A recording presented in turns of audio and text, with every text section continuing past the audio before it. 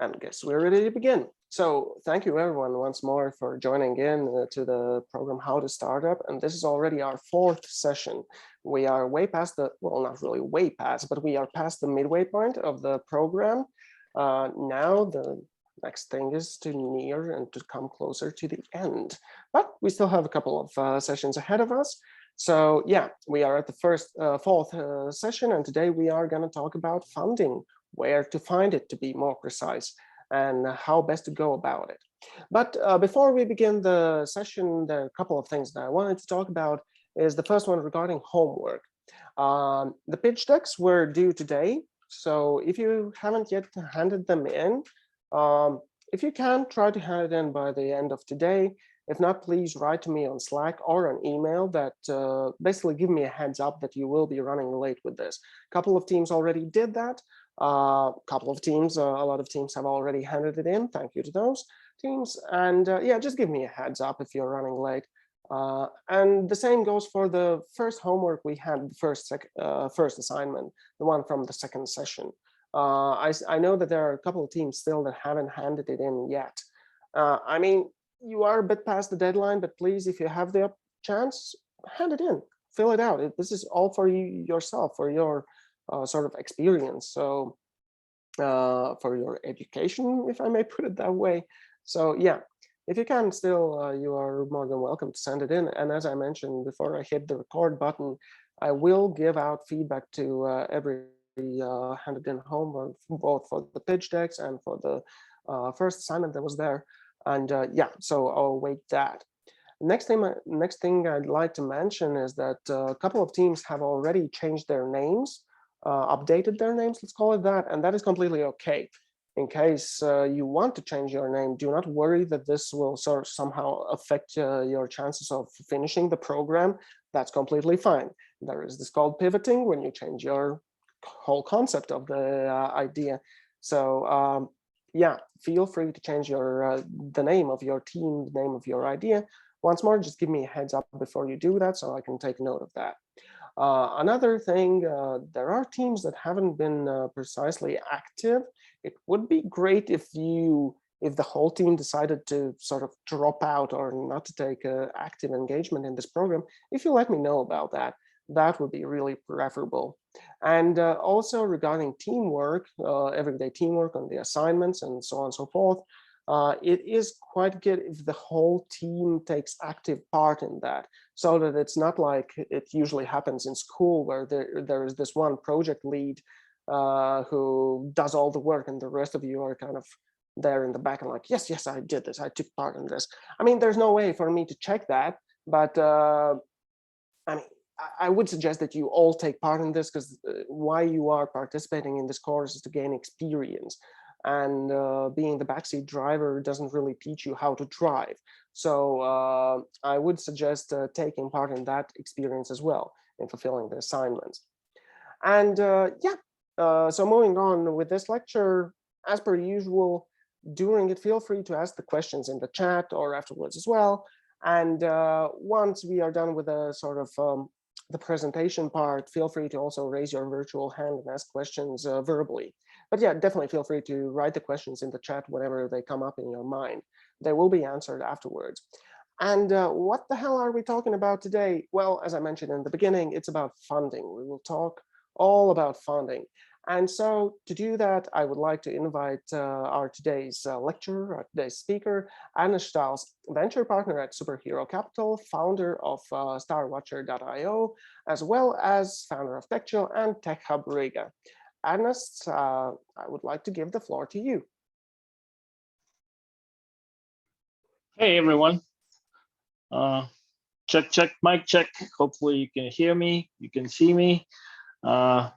Typical Zoom blurb. If I start to break up at some points and my connection is bad, just let me know in comments. I will switch to phone. Hopefully it just works. So today I'm gonna talk about funding. I have been on both sides of the table. I have looked for the funding myself. I have taken funding. I have had public funding. I have had convertible notes. I have bootstrapped. So I will try to give the perspectives from each of these aspects. And yes, as Paul said, simply if you think about, this would be interesting to hear an opinion about, just type in the question in the comments, and at the end, on the second part, I will just answer. So let's dive in. Should be this screen. I can confirm that we see it. Awesome. I have two screens. It's funky to give presentations on two screens with Zoom. So, quick background about myself. So I'm a startup founder. I have had several companies. The latest one is starwatcher.io. We are building a marketplace where startups meet investors. So we have a quite fairly big database of investors from across the Europe, around 5,000. Just startups can register with for free and search for the investors. Investors have to pay, and we actually try to match you together with the investors which fits your stage and your industry. So if you're looking for the funding, that's the way to go. I'm also a community person. So I'm a co-founder of TechHub Riga and TechChill. TechHub Riga used to be more co-working space and a bit of the educational part. Now we are more educational part and a bit of co-working space. TechChill is a conference, happens once in a year. Probably you have heard about it if you live in Latvia. Next week, we are having our first international appearance. We are going to Milan, the TechChill codename TechChillano. So that's going to be fun. We'll see how that goes. And my latest hat is a Superhero Capital, where I am a venture partner. I'm looking for the startups in Baltics, particularly Latvia. I'm involved in the deal flow when it comes to machine learning, AI, e-commerce. Those are things where I get to speak to all sorts of startups from across Baltics. So yeah, different kind of hats. Have had a lot of experience being on both sides of the table. We'll try today to share some of it. Finding funding. Well, why it matters? Why it matters that finding funding? Well, of course you need capital, and well, if you live in a deep countryside, you can live on carrots and potatoes, but most of us live in cities, and so you need some money. And there are different kind of aspects. But the capital also is not simply like the money. It usually comes with some strings attached because, well, that's an exchange of value. And for every source of capital I'm going to discuss today, there are different kind of value exchange. So why they give you money? And I will try to cover give that background or the context, and I will look from the pros and cons lenses on this one. So where to get money? What are the sources where you can get the money? Well, bootstrapping. Bootstrapping is the most straightforward way. And there are people who are actually super excited about the bootstrapping.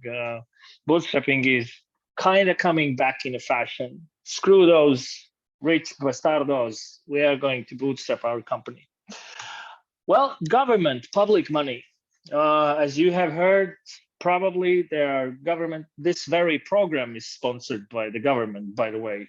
Government loves startups. They want new companies popping up, innovation, inspiration, export. Those are the keywords which government gets excited, and so they are ready to throw the money at the companies also. Banks. When people think about money, they think bank. Bank has money, I need money, I go bank. Well, we'll try to discuss what are the contexts for the bank. Angels, business angels, uh, rich individuals who give money. How they work, how do they differ? Accelerators. Accelerator programs have been in past 10 years. They used to be 10 years ago, there were just maybe a couple accelerators. Now they are all over the place, and also active in Baltics. And the big one, of course, is venture capital. I will expand a bit more on the venture capital side, as that's in a way what I know most, but it also gives perspective on how accelerators and some angels work. So that gives you the context, how people think about the value and how it's created. So let's jump in. Bootstrapping. Bootstrapping. Let's build the company our own way. Well, what are the pros? No equity given out. So we're just a bunch of dudes or girls and building our company, and that's it. There's no outside people involved. So that's good. We own our small piece, but we all own 100% of it. So that's our thing. You are your own boss. So there are no other people you have to discuss. This is actually a really good one because you are not in the rush on building your idea or company. It happens in your pace. With different models, we will discuss afterwards, there's actually a certain factor of speed involved. So urgency, that you have to build that thing because there's limited time. So you have to deliver. When you bootstrap, you don't have this pressure. And it's actually pretty big pressure when you take outside capital. That's actually the pressure you will have when you take outside capital, that there's certain time frame you're operating in. So no equity given to anyone, and you are your own boss. So that's good. What are the cons? So what could be the cons? You have no money. Those are the cons. So when you're bootstrapping, probably you don't have money. That's the thing. This is one of the biggest challenges, of course, when you're bootstrapping, that you don't have money because you're bootstrapping. And there are certain limitations. Sometimes you cannot do stuff what you simply have to do. Because you don't have money, you cannot afford. You cannot afford some equipment. You cannot afford some people. You cannot afford, for example, to go to startup conferences to meet people or to some fairs because you have no money. So the question is how to make bootstrapping sustainable. Let's put it this way: sustainable bootstrapping. How to make it happen. This is something what I have observed in the wilderness, startup wilderness, how people make it happen. So save money. Be more disciplined about yourself, where you spend money, earn more money, do some side hustles, put aside to your startup fund. And after 1.5, 2 years, maybe you have saved enough money so you can spend a year working on your startup idea. Discipline work. So one more way, particularly if you are in your 20s and have no kids, don't go partying with your friends. Don't do game nights, movie nights. Just work. Just work. That's it. These are the two scenarios I have seen in the wilderness, how people make it happen, how people make bootstrapping happen. if you are not doing either of these, it can become, I'm building a startup. And you have been saying that for several years, but actually it's, yeah, once a month I find time to do something about it. But you're actually not building a company. You're not building a startup. Your startup is on the same priority as picking a movie tonight or having some game night. And then in this triangle, sometimes the building a startup game pops up. So that's not serious. So if you want to build something, you have to be more serious, and two ways how to do it: save money in advance and then focus for a certain time, or be disciplined when you work and just like, okay, I have allocated 1 full day to work on a startup per week. I have allocated an evening, something. You have allocated time when you're like super focused on delivering the startup. Cool. That's about the bootstrapping. Public money. Public money. First of all, it comes with usually with cheesy stock photos. That's done. I have found a cheesy stock photo for this one. Pros. What are the pros with the public money? No equity given out. Check. This is again awesome because you are not giving out any equity. Can be matched with private capital. Sometimes it is actually a requirement that you are matching it with some sort of other capital. Would that be your own, or you're getting some investment, but you're matching it? There are different kind of programs in I would say in every country what I have worked with. So all the Baltic states and in Finland particularly, there are huge public funding available for different kind of stage of companies. But there are some cons. First of all, of course, it's bureaucracy. You will have to spend quite some time on working with this one. I recall some 10 years ago, we were working on one machine learning solution, and one big Latvian company which had built several projects with public money in this field. They said, well, just write an application for the public money. And I said, we're people of two, like the team of two, like, we are not big. Oh, yeah. Well, we have dedicated people. We have dedicated team which writes the EU project applications. So that's quite a bureaucracy. I have actually ended up using one public funding money, and yeah, those reports, those were just pain, and it actually takes decent amount of time, but it's survivable. It's survivable. It's all right. Yeah, if you can get right amount of money, it's just go for it. But the biggest problem, what I have seen with public money, particularly for the early stage companies, is that terms might be very strict. What does it mean? Government likes predictability.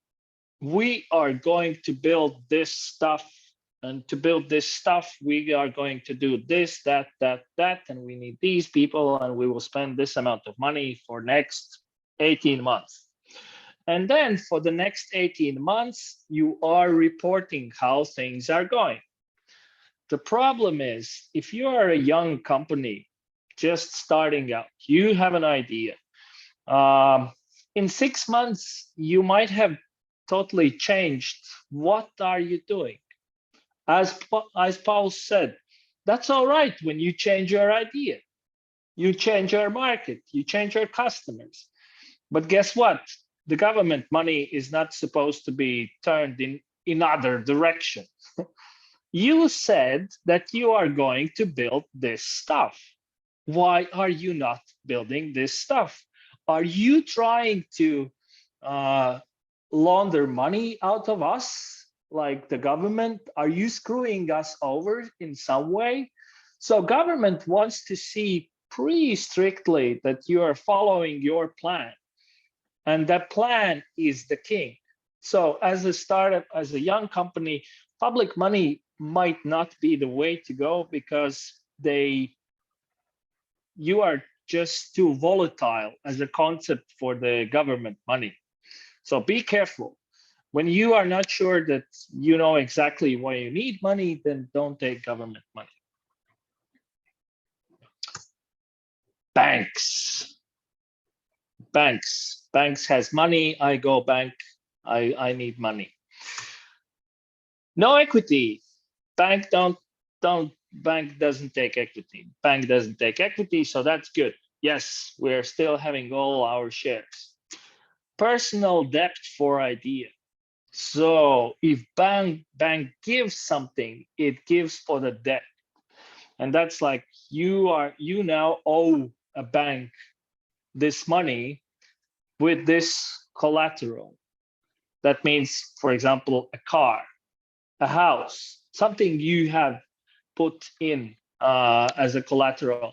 And that's actually really good strategy because, well, as a startup or a young company, guess what? Companies die, but then you still own shitload of money for the bank. That's why banks are they feel more secure when they work with established businesses. So as a business, you want to expand your business, you want to get some additional capital to buy equipment, to expand your inventory. That's where banks feel safe. When you come to bank and say, I have a crazy idea about the next generation NFT blockchain thingy, they will just probably say no. And that's a good thing, because if they say yes and you put your house or whatever you have on that one, probably you're gonna pay bank back money for eternity and have no business. So don't go and pitch banks. I haven't seen bank in Latvia which would invest directly in startups. Crowdfunding. Crowdfunding, awesome. I have a great idea. There's this internet thingy, and I will go on internets and just say that I have this thingy, and everyone will just pay me money. Awesome. What are the pros? Engage with customers early on. Boom. I have my audience. They are there. I have this crazy stuff I'm building, next generation computer mouse or weird stuff, and I can engage with the customers. I'm not only engaging, I'm getting financing from my consumer base. So they are paying with wallet. That's super awesome. There's actually a need for this. So that's great. You just pay money, you just get the financing and you're good to go. And again, we are not giving out equity. So that's awesome. That's awesome. We own the thing 100% and we have got the financing. So everything is awesome, as they say, right? Well, there are some cons. Huge competition. You have to think about your idea is competing with everyone else's crazy idea out there. Yes, there might be a community for your crazy computer mouse idea, but you have to build that community first. You have to get that thing going, that there are these 10,000 people who are willing to pay you $10 for this piece of equipment in advance. But building such community is actually pretty hard.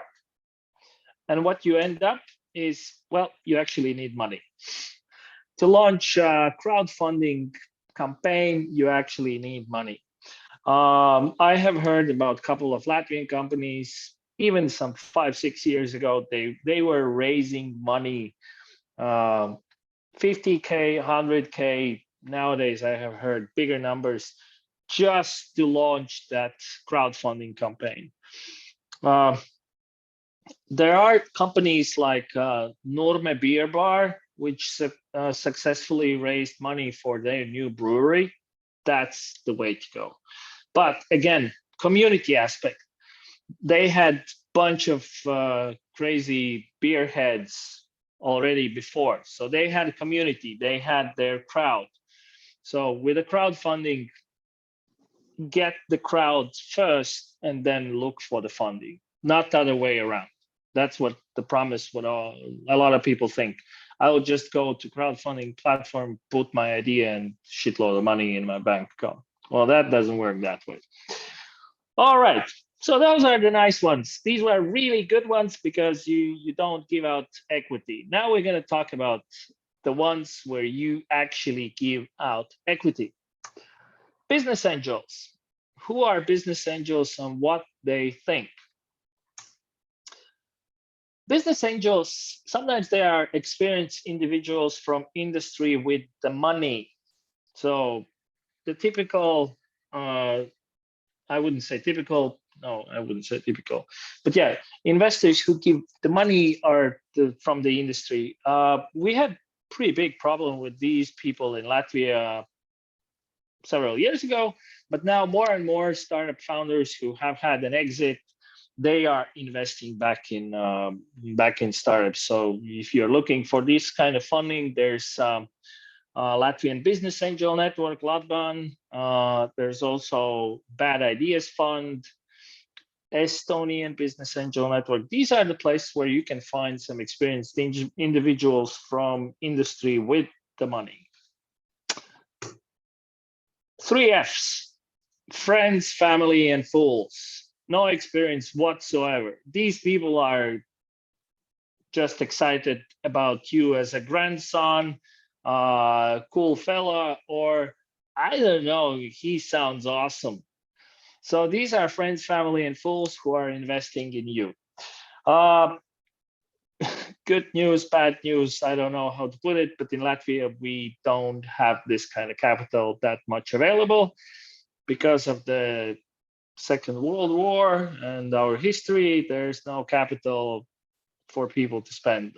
But 30 years of independence has created a bunch of people who sometimes are throwing money at all sorts of people. So maybe you get lucky, but be careful. Friends, family, and fools, sometimes when they invest money in you, they actually think about the investment as friends, family, and fools. So don't be careful when you take that kind of money. It's not the money, as I will return later on. It's not just the money, it's relationships.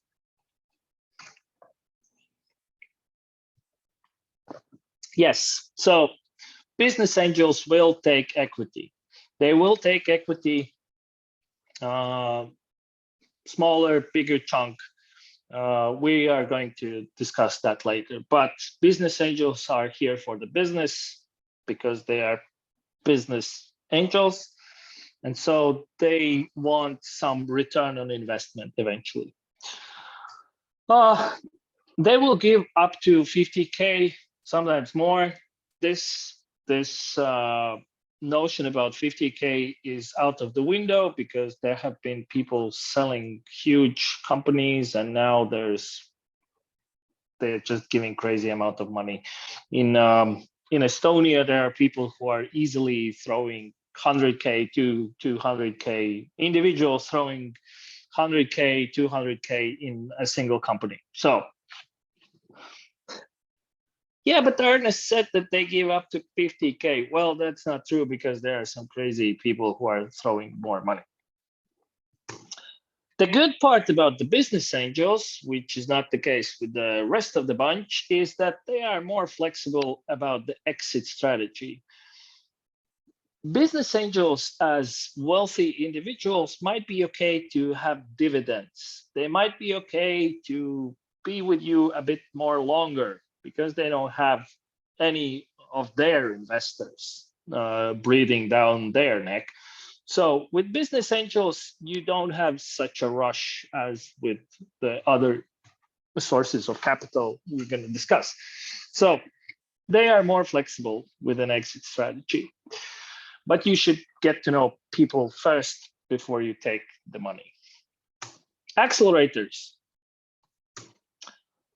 Up to, I don't know anymore how much they invest, some crazy numbers. I have heard that accelerators give 100, 200K, they give initial tickets, that they give follow-up tickets. So accelerators are taking, they kind of take the slot of business angels, or they are competing with the business angels because that's the early stage when they come in. The good part about accelerators is that they are not just money, they are more added value. So I have been a mentor for several accelerator programs. They invite you over to speak with the companies, and there are a bunch of mentors and coaches which come in, and then you work with the people. So that's nice. That's nice. If you're a small company, that's very, very good if you get the money and you also get the network. So that's good. Small amount of equity. Actually, this one also is not true, I guess, anymore, because accelerators have stepped quite much into the very early stage VC field. So they will take a bit bigger equity and give a bit bigger money.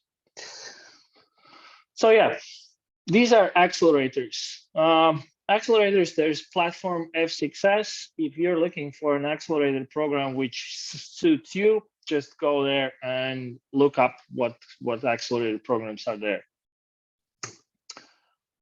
There was one of the topics Paul asked was accelerators versus incubators. And I have heard that people are mixing these both terms. Accelerator is someone who is kicking your ass so you fly faster.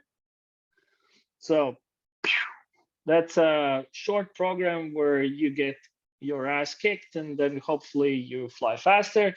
Incubators, on the other hand, are, incubating things. And if you know what is incubation, that's basically some place where it's pretty warm, nice and cozy. That's what incubators do. They do some side services. They might pay for your accountancy, some marketing stuff, something, but they won't kick your ass. So if you want to get your ass kicked, join Accelerator. If you want to be somewhere where it's warm, nice and cozy, go to Incubator. Startups usually go for the accelerators. Lifestyle businesses go to incubators. So that's how it is. Now, VCs, venture capital. This is something where I'm going to spend more time, but the approach I'm describing actually is free, applicable also for the accelerators. So what is capital in a broader sense, particularly from venture capital? If you have direction, you will go faster. So the capital from venture capital perspective is a rocket fuel, and you are building the rocket. So you're the space explorer with the rocket. So if you have awesome rocket, then VCs will give you the capital and you will go faster. Yes, that's what you want to do. But if you don't, you will do whatever you do faster. So what happens sometimes is that you are building something, and actually that something is just, kind of something. You don't have an actual rocket where you would need a rocket fuel.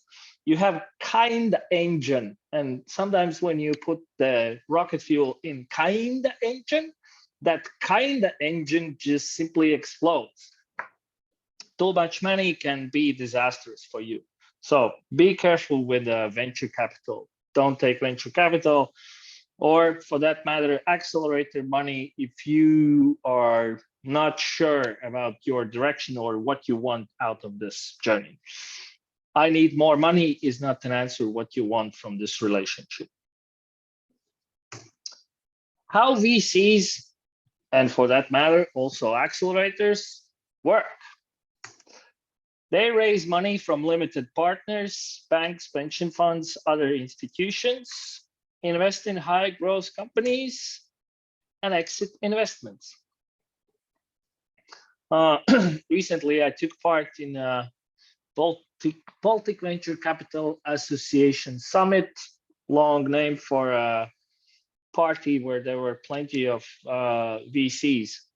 But VCs are actually getting money from someone, and that someone is called LP, limited partners, and the dynamics over there was a bit like a startup business.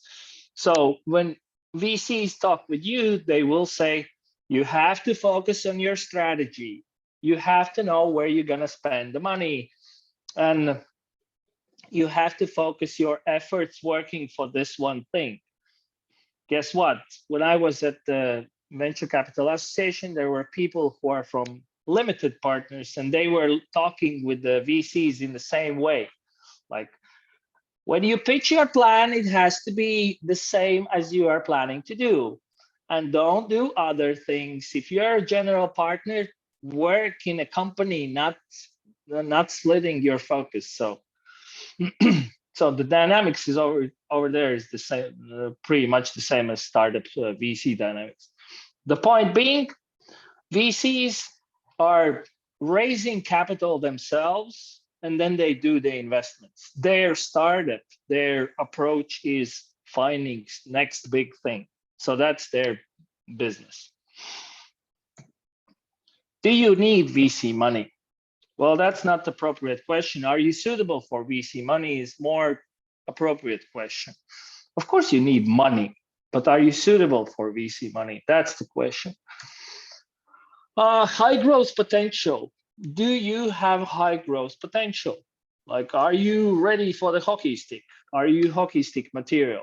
That's one of the things.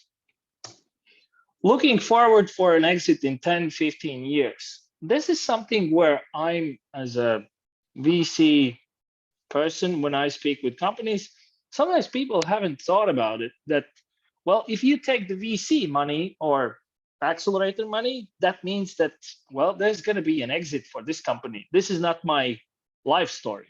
This is going to be an exit. I will sell it. You will give up some ownership.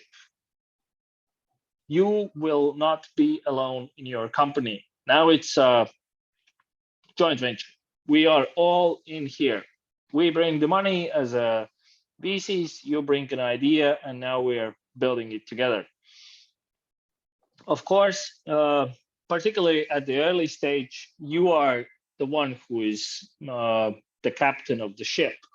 And most of the times VCs even don't take the board seat because, well, it doesn't matter at the very beginning. The whole trust is in you as a person who has an idea, who can bring it forward. Yeah, and you're ready not to give up only some ownership, but also some control. So eventually that means that there are other people who are making decisions. So are you suitable for VC money? The quick checklist. If this is something you're in, the number one point, of course, you have high growth potential. Everyone has high growth potential. Recently, I had one company and they were like, yeah, but our idea is super big. And I was like, okay, that's what everyone says when they come and talk with me. So you cannot surprise me with that one. So yeah, but the rest of the three are something which are more personal. Are you willing to do that? Now, some VC game 101. Also now with the accelerator programs, it's totally the same. They work in pretty same way. So VC game, let's play some investors. We're going to raise 50 million fund. That's our goal. Our fund size is 50 million. we are going to invest this money in upcoming 10 to 12 years. As it is a risky business, we have to give back our investors, so let's say bank insurers, we have to give back them 10 to 15 years percent per year. So what does it mean? Some mathematics. This is a return per year. So we are going to give back 11% each year. This is going to be accumulated over 10 years. So it's, what was the English term? It's the 10x, not the 10x, but I forgot. Anyway, you got the point, hopefully. So what do we have? We have 2.83. This is the amount of money. This is the multiplier for how much money we have to give back to our investors. So if we take 50 million, then we have to, after 10 years, we will have to give back 50 million times 2.83. As VCs are not as good with mathematics, they simply say 3x. If we have 50 million today, we are going to give you back 150, just to make it simple. So now we are VC, we have 50 million for next 10 years, and we have to get back 150. Are we cool? We're super cool. Let's do this some investment game. So the split, we will have 20 million as an initial investment. We are rich bastardos, so we will spend on our salaries and employees and traveling and tickets and everything. We're going to spend 10 million. And we will do follow-on investments, which means that out of those 20, we will invest additional money in the companies where we want to keep our stake over time. Let's build portfolio. So we are going to take 10 to 15% ownership with 1 million investment at 10 million valuation. So that's something we're doing, and we are doing that 20 times. So now we have built the portfolio. Awesome, right? So we have portfolio. Very nice. So now we have built the portfolio, and we have to wait for 10 years. Now, after 10 years, we have some results coming in, right? So exits. So these are our companies, and the valuation is 50 million. This is our 15%. Sounds awesome, right?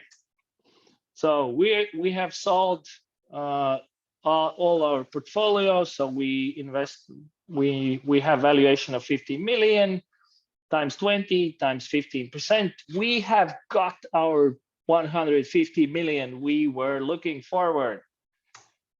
Nice. VC game is super easy, right? Problem is that 90% of companies are going bust. 90%. So we had our portfolio 20 companies. That would mean that there would be just 2 companies, and 2 companies would return us how much money? Yes, 15 million. So we were looking for 150 million, but with valuation of 50 million, we would just get 50 million. So VC industry and accelerator business is actually pretty darn bad business because, well, it's depressive. Many companies you are investing in, they're just dying out. So what is winning math? Basically what venture capital and also the accelerator programs, what they do, they actually look for the big winners. So investing in companies which could return big buck. So valuation 1 billion, looking for that unicorn material where one single company or 2 companies will return the whole fund. If you look up and what are the return what are the returns on the funds, then it appears that a lot of funds in Europe and in US, they actually don't return the initial investment in them. So that's pretty crazy mathematics. So what are the implications of that? When you're looking for the funding and you're like, VCs, they just throw around money. That's awesome. So I'm going to get the VC money. It's not about good business. I have had situations where people are coming to me and they were like, yeah, but you see, I have a nice growth over here. And I see, yeah, that growth, it's like 5%, very stable, going up. It's like super nice business. But it's not the hockey stick, go big or go home business. And it's a good business. So maybe don't raise money, just build proper business. Just, you don't need this. You don't need venture capital. Sometimes people are just like, yeah, I need venture capital because venture capital is good. No, it's not. It's suitable for certain type of companies. Go to bank. They love these stable growing businesses. Are you ready for a ride? So as I said, then you are not the only one at the steering wheel. It's gonna be a bit of a pressure. So you have to be willing to have 10-year marathon of sprints. So that's a marathon of sprints. You're all the time running, but the game is a long term. Is your ambition big enough? Are you willing to make it really big? This is something where in Baltics particularly, we see that people are not thinking big enough, where the dream is to be, yeah, we're gonna expand to Lithuania, Estonia, and then it's like, yeah, dude, yeah, that's not big enough. You have to think about going big. And again, maybe it's just a good business. You don't need venture capital. Just go and get money from banks, which love these slow growing, stable businesses. Is the timing right? Once in a while, there are crazy people who are pitching, and it's like, I have seen this in 1996, 2006, 2016. Why it's going to work out now? Is the timing right? A lot of times, timing is not right. Now we can see a lot of these ideas in the crypto space where people are like, wow, imagine if this thing works, then it's going to be, wow, it's going to be super huge. And I'm just like, yeah, awesome. Is the timing now? Are you sure it's now? Because I don't see everyone having a safe crypto wallet and exchanging some values, but your idea is when people have this. So sometimes there are ideas which eventually are going to work. And the question from the investor side, would that be an accelerator, business angel, or sometimes even government? Why now? Why now? And if you don't have an answer to that, well, that's bad. You have to prove the case that the timing is right now. Is the team right? Do you have the magic to make it big? So the team question will be for everyone. Is the market opportunity big enough? Yes, you might have global ambition, but your market is 100 or 200 people working in nuclear science. Well, that's a nice idea. Maybe not for venture capital again. So these are the implications. And then, of course, there are some other red flags around it. The typical question I get is, so how much equity to give? I have company, how much equity should I give? The goal here is not the equity size per se. It's the thinking. you have to think that you are, by getting outside capital, you are making the pie bigger. It's not about you having the whole small pie, but having a bigger pie where you own the biggest share.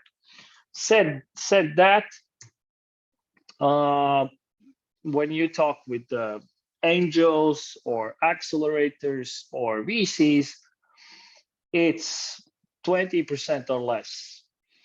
Usually it's in the range from 10% up to 20%.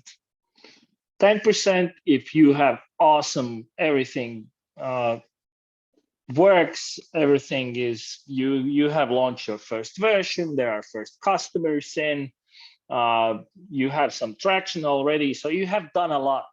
So you can give out less equity. But sometimes you are not there yet, but you need capital, then you will give 20%. So why not less? Particularly startup, the VC funds, they won't take less than 10% because it's an opportunity cost. For example, if I give you, as we spoke, 1 million for 10%, or I give you 1 million for 5%, but it's already an opportunity cost. That means that I'm not giving to someone else. So the valuation is higher with your company. So I can get this capital deployed with other companies with potentially bigger return. So that's an opportunity cost why VCs won't take less equity. Some angels are willing to go in for the smaller percentage just for the pure money investment, not involved in your business, simply owning a couple % of your company because it sounded cool. Some of my friends invested, something like that. This is the range. Why not give more? Why don't give more? So it's important to have team motivation, that you still have motivation. You don't give out huge amount of equity, because eventually there are, and this is something I see with the teams where there are more than 3 founders. If there are more than 3 founders, at some point in future, each founder has less than 20%, and then it's like, maybe I could just start a new company and own whole thing. I would invest time in that thing, not in this one where I own less than 20%. So team motivation is important. Also, space for future investments. Particularly accelerators and early stage VCs, they will look for the cap table structure. Is it in the shape for the future investors? So we are going to invest. If you're a hockey stick material, you will have to have a next round. Are you in the shape of that? As we call them in industry, fucked up cap tables. Just last week, I met a company where that was a spin-off of a bigger company. The bigger company owns 40%. Big red flag. Like, how you imagine that this is going to grow bigger? We are going in. We take yet another 15%. That means that 45% are left to the core team. There is no room for another investor for 2 rounds. So that has to be shaken up. Sometimes people ask, yeah, but the new investors can buy out the old investors. That's called secondaries. But secondary investment happens later. It doesn't happen at early stage. At early stage, capital is invested for you to build the product, to develop the market. It's not invested by the seat or at the table. So investing in the company, not buying out investors at early stage. Buying out investors happens at Series A, B, C later on. What do I need to get money? What is the basic homework? Story. You need a pitch, why and how there is a business potential. So pitch your idea. as I guess you have the pitch training already there. It has been there. So 18-month product plan. What's the plan? How are you going to develop the product? What are the KPIs? What is the goal? What do you want to accomplish? Financial plan. So how the numbers come together? What you are spending on what? How much you're spending on what? What's the plan? What's the revenue plan? So you have some idea, but it doesn't have to be perfect. It doesn't have to be perfect. But VCs, accelerators, angels, they will look at those numbers and just see how you think. So that's important part. So what are the red flags when someone is ready to give you money? What are the red flags? More than 50% of equity. I have heard some horror stories about this one. I'm gonna give you 100K and take 90% of business, and then based on your progress, I'm gonna give you back some equity. That's crazy. Just don't do that. Never do that. No, if someone wants to take such a big chunk, more than 50%, just like go away from that table. That's not the business you are into. You just don't need that. Payments in tranches. I have heard different opinions about this. My perspective is that, yeah, I don't like them. You as a young company, it's the same as with the government money. If you know that you're gonna develop this product in these rules for the next 1.5 years, maybe this works for you. You're staying on the line. The problem that with the early stage companies, you don't know what is your line. You go on one path and it's like, hey, here's better customer, and this customer actually need different version of our product, and you keep on pivoting, you keep on changing your business, and this might be the obstacle that at some point the investor says, well, I'm not interested in that business because I thought that you should do this. And yeah, there was one story where one company, they announced that they have raised huge round, and then COVID hit, and then he comes to me and asks, Ernest, we are looking for financing. And I was like, just half a year ago, you raised this huge round of money. Yeah, but the payments were in tranches and the business was hit hard and they couldn't pay next tranche. So that's it. We have no money. So be careful when someone says that they're going to be paying you based on some goals over time. So that just be very. Board seat and veto rights.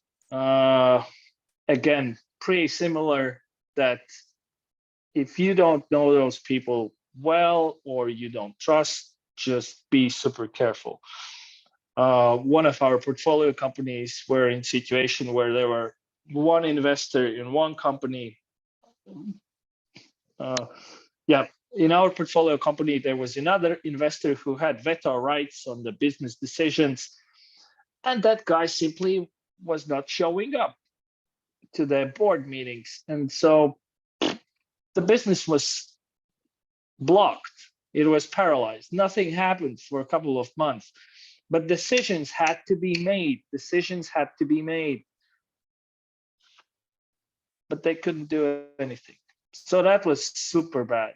So if someone says at the early stage, hey, I would like to have a board seat and veto rights, red flag.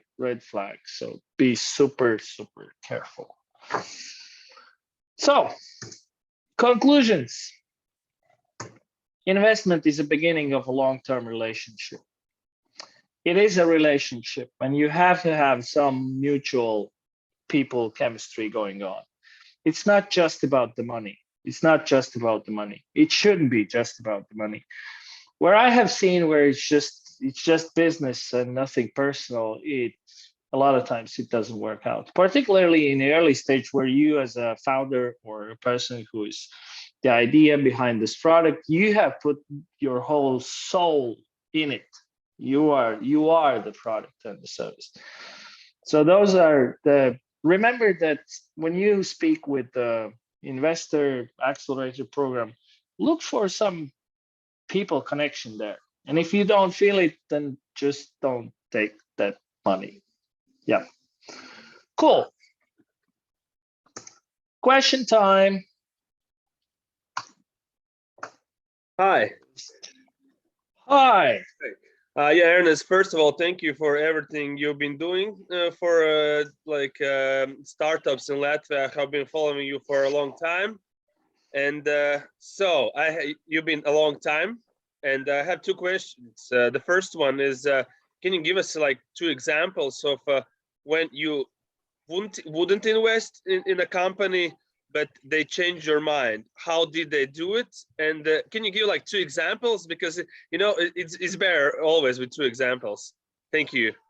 So you mean one example where they changed my mind and one where they didn't? No, both where they changed your mind. Second question will be later. Okay, where they changed my mind. And how did they do it? Yeah, and I actually haven't met the startup which would have changed my mind. That's a crazy answer, right? There's the startups don't. That's a people business, and then you meet someone and you see that they have failed and they have become different kind of person, and now you're investable. So that's a crazy answer for the question. Usually the problem is that people are getting stuck with the dead horse and they are just trying to drag it along, and it's pretty hard. But as a Superhero Capital, we have invested in a company. We said no at some point, and then we invested. Yeah. Thank you. And the second one is not having a technical co-founder. For example, because I'm reading a lot of stuff right now that is because of the outsourcing costs, yeah, you can start your business without a co-founder with the technical side. Technical, yeah. Yeah, technical, yeah. And do you prefer if the founders are active, they're really good at selling, and they already have a product right now? And yeah. I think I got the question. So, sorry, I'll finish one because, for example, in my situation, yeah, I have we have outsourced all our product platform, which we have built till this point. I have already met with the guy, but he has a family, 3 kids. Okay, but he's really okay. It sounds funny, yeah, but okay. But the problem is, with finance, we could afford like at least to like for him to pay something. Okay. Strange situation, but with founder, yeah, the technical founder question comes along quite a lot. There are 2 types of products. There are ones where there's the core competence is technical. So let's say you're building a machine learning stuff, and then it's the founder is not a co-founder. The developer is not co-founder, we have outsourced. Well, that's a huge red flag because you are outsourcing 3 things when you have technical co-founder outsourced. Not the co-founder, but technical stuff outsourced. You are outsourcing development of competence. So that's not internal. You are outsourcing it. Someone learns about how the stuff works. You are outsourcing also what doesn't work because they are building that competence. And you are outsourcing also HR because you are not in charge of those people. There might be your key developer, the developer, which is the key for your solution, is actually getting married and wants to move to Australia. And the boss at that company, he doesn't want him to do that. And so he is going to fire him. Whereas your case would be that you are you're totally fine.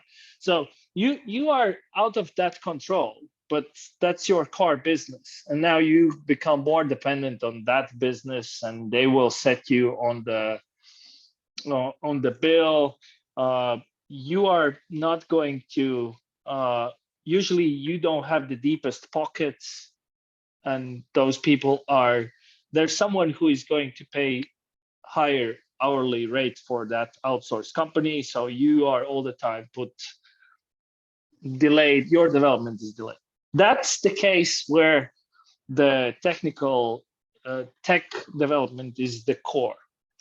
Now, there are companies which are more sales driven, where you are building some sort of platform, and that's just a front end engine, which can simply be exchanged. But the core of the product is your, let's say, network, connections, brand, everything untangible. And then it might be that you can outsource till a certain point, you can outsource that stuff because that's not mission critical. You can change that interface more easily. That is our It also, situation right now. yeah, Sorry for interrupting. Yeah, but that also applies sometimes to very early stage where you just need someone to build the first MVP, so you prove the market and the case, and then you can go and look for the technical co-founder. So those are the three cases roughly. Yeah. But do you invest in this kind of thing? If it's yes, if the product yes. is more, or it's a platform, for Yes. example, our platform Yes. is a video marketplace where all offers and listings are in video format, so that you can understand better things. So yeah. That's a risk, but we are considering that. So yeah. So Yanis, the Cider Master, is asking what buzzwords now is on hype in the investment market. Web3, you know, Web3. And I guess the upcoming trend is generative design. So that's going to be another one coming up where there's a lot of development. Who doesn't know what generative design is? Everyone knows. DALL-E, pictures, that's generative design. Now that's going to explode in an upcoming year, and we will see probably crazy amount of stuff happening in the field.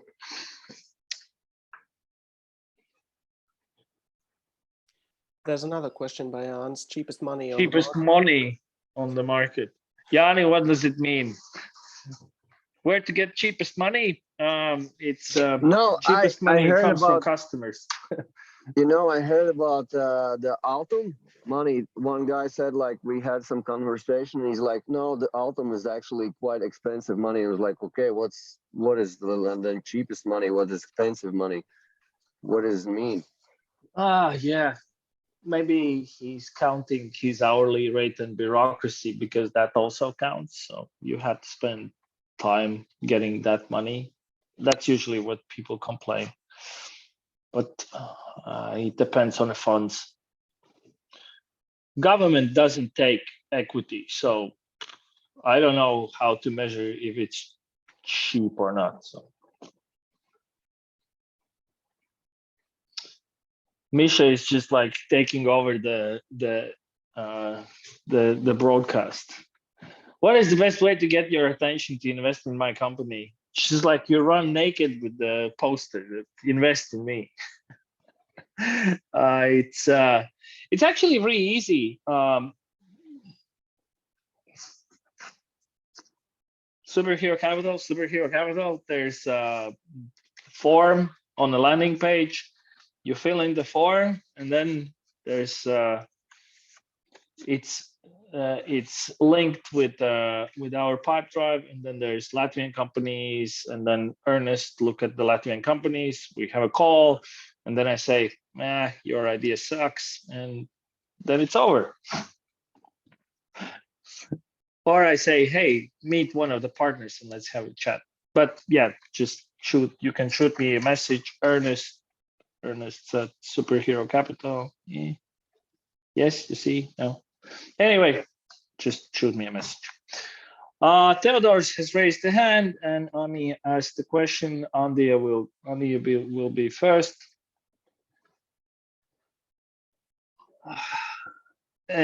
And Riba asked, what are some of the best Web3 projects you have seen, heard about?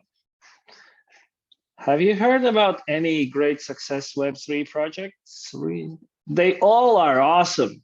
They all are awesome, but nothing works yet. So great potential, very interesting ideas. I'm following Basic Attention Token. What else? There's Golem project. Those are old crypto projects. I don't know Web3. I'm looking forward to DAOs, how they're gonna change. They're gonna change the way how we work as a society. It's all developing. So that's just an interesting sphere. When I hear Web3 pitches, I have 3 questions. One is how you gonna make this thing work, which would be utility value, and before there's speculative value. A lot of those token projects, they just are not usable because they have been taken over by speculants who are just pumping up the price. It goes up and down, and it's just gone. Then I'm interested in user experience. How are you going to make shitload of people just use your product easily without creating crazy stuff, blah, blah, blah thingy? Where, yeah, if you have tried to create your wallet, then you know, it's just like pain in the ass. And the third question actually is there a business model for venture capital? Because token projects, we as an investor invest in a company which is going to be sold at some point. We as an investor are not buying tokens in your project. And you don't want us to buy tokens in your project, because at some point, if we want an exit, we're going to just like drop all our tokens in the market, and that will just destroy the market itself. So these are 3 questions I asked. So Ania, how do you calculate which is that prospective 1 billion company to invest in? We have really big Excel spreadsheet. No, actually we don't. It's hard. So at some point I gave a presentation about, and actually I have a blog post, why VCs say no. You can look it up on my LinkedIn, Twitter, Star Watcher, Twitter, blah, blah, blah. It's what VCs do. They try to figure out, they look at the people, and it's people business. It seems that these people understand what they are doing. The team has an experience in the industry. Industry is about to be disrupted. These people look legit. The market looks huge. Let's invest the money. Yeah, not that easy. So before we jump into yet another smart contract crazy stuff, let's hear from Theodors. Yes, hello Ernest. I hope you can hear me. Unfortunately, I can hear you very well. Yes. That's perfect. Unfortunately, my video setup broke just during the lecture. Anyway, Mike, first of all, fantastic talk. Pleasure to listen. And the question about patents and startups. So I'm in, let's call it, deep tech field. And the question is about, is it a good idea to patent early on, or because from so what are you building? So essentially, for 10 years, I have been working in the vascular biometrics field, and I'm somewhat developing the next generation vascular biometrics device. And obviously, now when it's somewhat, the idea is to patent, obviously, it's not smart to speak about the invention, if you will, publicly, and obviously it cripples me at this point. So what's your opinion about this? Is it a good idea to wait and patent and then bring it on, or better say goodbye to the patent idea and just try to bring it to market, etc.? Thank you. What do you want to do in your life? That's a good... Reality check. So there was an interesting remark from CBS or somewhere. There was Elon Musk was asked, "Oh, what's that?" And he said that blah blah blah. And the question was, "Is it a patent?" And he said, "Patents are." I don't recall what he said, but basically he said patents are just for a weak people or something like that. But the patents, yeah, startups and patent, they don't rhyme very well together, because usually startups have more dynamic development, and patents are slow, and that's like making that one particular piece of your tech is like protected.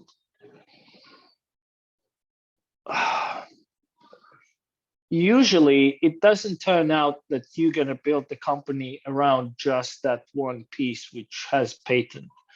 There's going to be something more, which is the key to how you deliver the value, how the value is created. So your piece of technology is going to be one, and then there's going to be the business built around it. But that business around it is going to be big part of the whole value created. And so that one small piece, you're going to spend a lot of time trying to make it perfect for the patent. And then over time, you will work with the business part, and you just going to change and update also that. And the whole thing will happen slowly. What is going to happen is that there's someone else who is moving faster with deeper pockets, and they could figure out to do something very similar with different kind of approach. I'm not a deep tech guy, but yeah, that's something what I have seen in the wilderness. So hopefully I answer your question. If you are into science,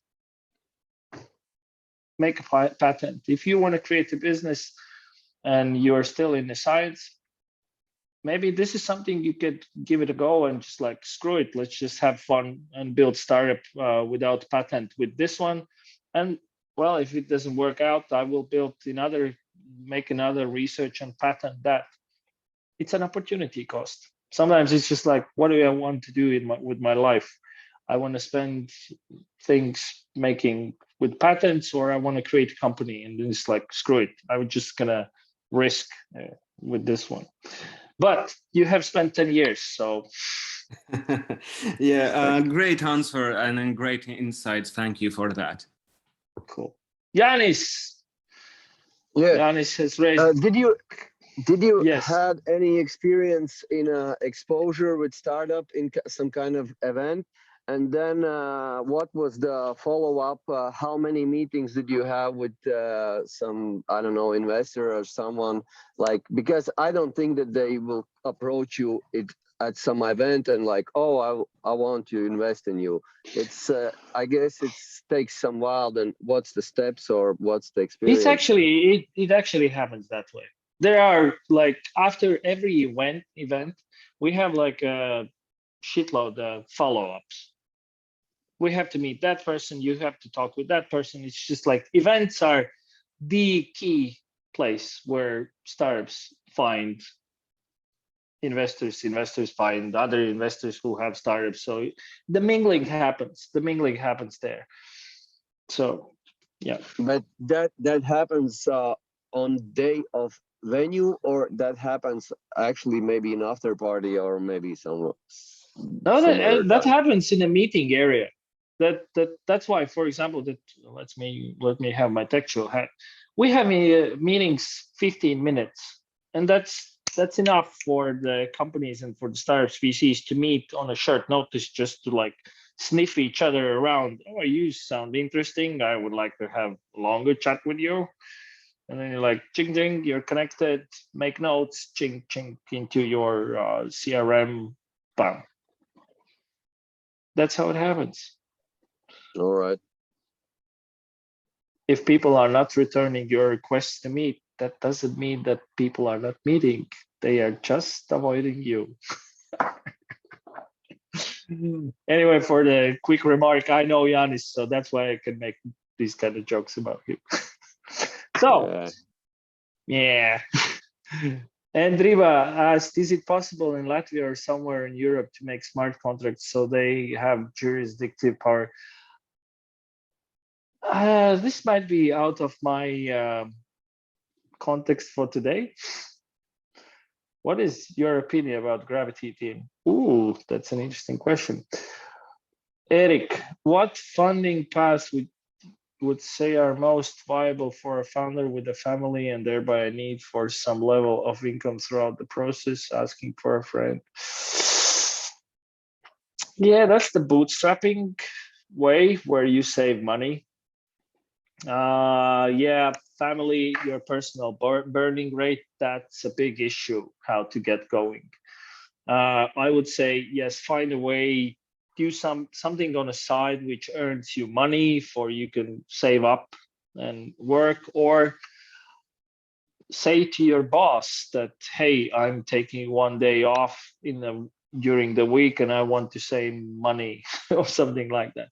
But there is no easy answer for this one. There you will have to take some gamble there. I hope I answered, Eric. And Riva, what is your opinion of Gravity team? Well, that's a multi-layer question. What do I think? I think they are awesome guys because they worked on their super secret algorithm. They met at TechHub during some random beer drinking, and then they start to talk about crypto stuff, and then they work together and they figured out the algorithm, which is just trading stuff, and it apparently works. What else I can think about them? They are investing in companies, so that's awesome. They are pretty smart. What else? So yeah, that's what I think about Gravity team. They have nice office. They meditate. They meditate. No, of course, they are crypto guys. They do all sorts of crazy shit. They have invested, I think, in Young. So yeah. As I don't see currently any more questions, I do have two prepared. One was, should startups look for region-specific accelerators or VCs when they're looking for funding, or nowadays can they look all over the world? Usually on the landing page, they will just make it clear. Of course, during COVID, things went that it doesn't matter where you sit, and some has gone back, some not. I don't know how it works nowadays. And another question I had prepared was about smart money. I don't think you mentioned that during your talk. Yeah, smart money. Well, that sometimes you just need money. You don't need any brain. But usually you want someone who knows stuff. If you have someone who is already like an investor in you and they need matching capital, so there are people who are investors and co-investors. So investors, you want smart money from investors. The co-investors, which could be a bunch of angels or some other funds, those can be just money. You don't care much because they are signing up for the smart money document. So in the investment process, there's the lead investor who is preparing all the documents. That should be smart money. That's someone you feel comfortable as a person on a personal level, but you also want to be that you feel that they can add value to your company. Hope it answers the question. Yes, it certainly does. Great. So, I see we have another question.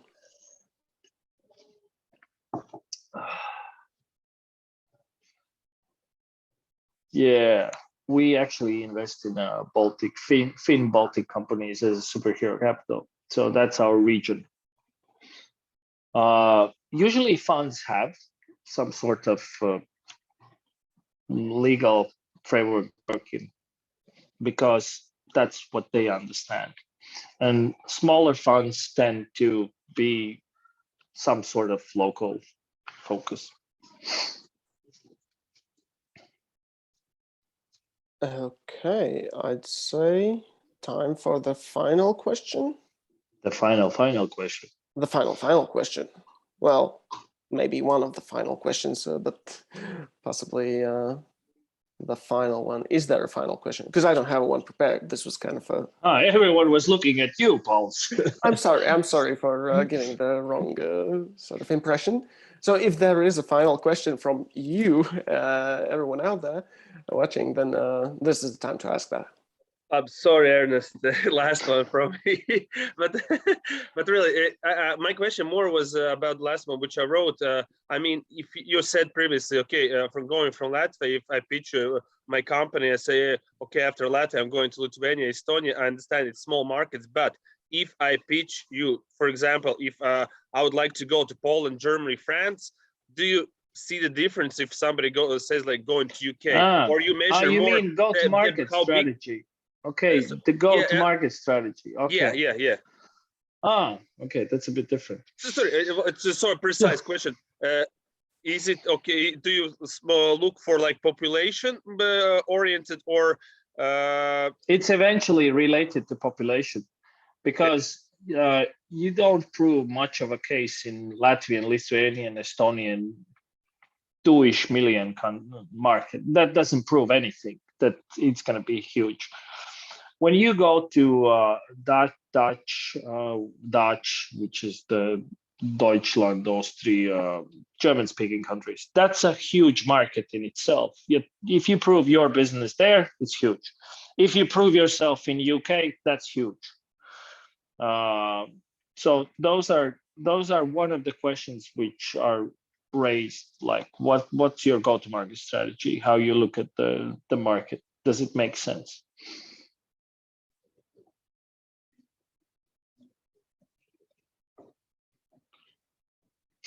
Funny question. What is your opinion on Palantir Technologies? Last week, I spoke with the AI developer from Palantir Technologies who is building a new company. He's Lithuanian.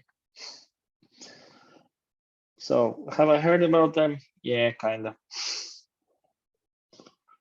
That's actually pretty funny stuff when you work as a VC. You get to meet a lot of people, and sometimes it's like, oh, cool. I didn't know that.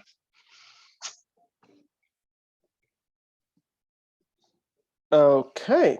All right, party people. Yes, I guess we are out of questions and also out of time. I want to give a huge thanks to you, Ernest, for joining in today, for being here, for giving this talk, and for explaining how the venture capital business works from both sides, basically. And yeah, thank you for being here and for enlightening people. And of course, we also have homework prepared to everybody, a new assignment. And what you will have to do is research and choose 3 to 5 different investors, accelerators, VC funds, programs, and/or business angels that would be the best fit for your idea. Some that might want to invest in you, perhaps. For instance, maybe Ernest wants to invest in you, so he can be one of those 3 to 5 different entities. And yeah, what you will need to do is send me the list of these 3 to 5 entities, and for each write a sentence for why you assume they would invest in you and your idea. So that would be the assignment from our side. Once more, Ernest, thank you for joining in. And yeah, the assignment, it's gonna be, you will have to hand it in by next Monday, 5 o'clock, as per usual. And yeah, as usual, I will also share the recording of this session on Slack in the resources channel. I will also share the slides that Ernest showed, and I will write down the assignment in the homeworks channel as well, so that you don't forget what I just said. Yeah, once more, huge thanks to Ernest, and of course, thanks to everyone who was here tonight, this evening, and thanks to everybody who's going to be watching the recording later on. Yeah, get working on the homework, and see you in the next session on Monday, where we will talk about the legal aspects of running a startup. So have a good evening. Bye.